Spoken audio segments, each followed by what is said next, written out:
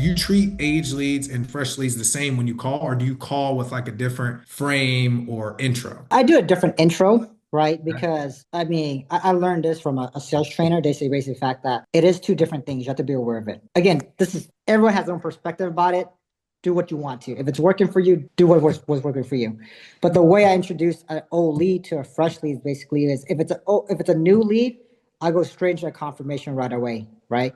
Hey Trey, I got your information. You're looking for information for final expense or mortgage protection. I have your age as 45 years of age, and I go right into it at that point. Okay.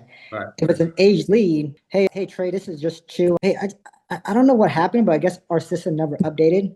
It looked like you put a request to get some information for mortgage protection a few months ago. Did you ever got that taken care of, or are you already got? Are you still looking for something?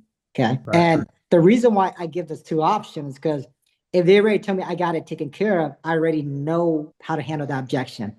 Okay. And Yep. then if they say I'm looking for something, I'm still looking. Okay. Perfect. Then I could treat it as a fresh interaction at that point. I know which rabbit hole I'm going to go into. So the way I like to do it, right? I'm not like, again, everybody has their own style. I'm not like a juggler type of person, right? I'm not going to go straight to a juggler. I'm trying to, I'm trying to understand them and build value. Okay, understand them, build value. Okay, I found that that's kind of my style, and it's been working. I tried switching over to different style, and it just didn't really work for me. Okay, and so if they say, "Hey, yeah, that's me," and so forth, I ask them, "Hey, you know what? So what I could do," and this is setting the frame. Okay, so Trey, my job today is basically go ahead and find out if there's anything we could do to help you out. If there is, right, if there's some possible gap, and we talk about looking at some steps to actually make sure we could help you out in the first place. Does that sound good to you? They're gonna say yes. Okay, I'm asking for permission. I'm getting agreement right there in the spot. Okay, and as soon as they say yes to that, I go straight to the medical questions. Right? If it's mortgage Mhm. protection, I'm going to mortgage question first. Okay. The reason why I go to mortgage protection is because that way, because their mindset the entire time is like they're trying to protect the house. So I want to get that down and treat it almost like an actor interaction to protect the house. Okay, not to protect their life, but to protect their house. Okay, and then I frame it back if it's mortgage protection, saying, "Hey, and just to let you know, Trey, mortgage protection is life insurance.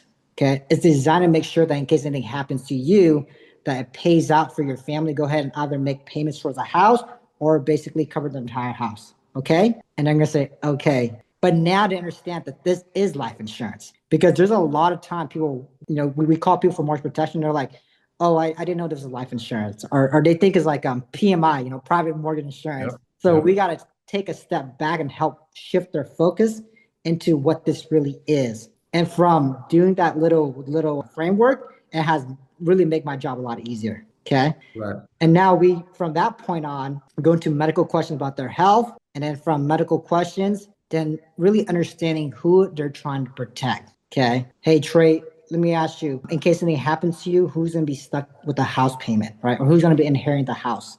Okay. They're going to tell me who it is. And I ask a very important question. Walk me through this. Okay, Trey, if you're no longer here, what is Melissa going to do with the house? Okay. Mhm. Oh, she's going to stay in it. Oh, she's going to sell it, right? Trey, let me ask you, if you're no longer here, can she make the house payment by herself? What does that look like? Okay.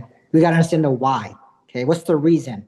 Okay. And they say, hey, yeah, they could make the payment by themselves. They don't need this, right? And that's when I give them a little pushback.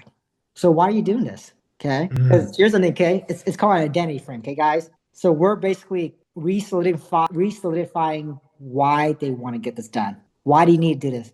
Because I don't want them to be stuck with the house. Why, if I could do something about it, right? Or the payment of the house, if I could do something about it. No, why? What's the purpose of this really? Okay, we're pushing them away for them to come back towards us. Okay, and then from there, ask them what we call a rationale question. Hey, besides doing this, like besides looking at this, why not like maybe pay more towards a house? Okay, why not just put more towards your savings?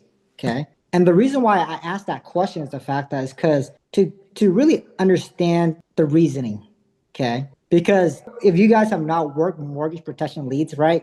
One common objection you might get at the end is like, well, why don't I just pay more for the house at the end, right? What Yep. this does is basically it gets rid of that objection. Okay. Because now they're gonna again, here's something I've been taught, right? Whatever I say, they're gonna defend it. But whatever they say, they're gonna own it. And so from there, basically, is just help doing like future pacing, getting them to understand what it looks like. if they're no longer here and, their spouse could live in the house or the house be paid off, they're no longer here. And just asking what cause a consequence question, right? Because I think a lot of times we're just future pacing, which is sounding good, but we also got to paint the picture of what's happening if they're no longer here and they didn't do anything in place. Because as Tony Robbins says, right, people will run towards either pain or pleasure, but Mhm. 99% of the time they're running away from pain. Yep. So we're trying to basically put that pain point and let them know, hey, if there's no action being taken place, this is exactly what's going to happen.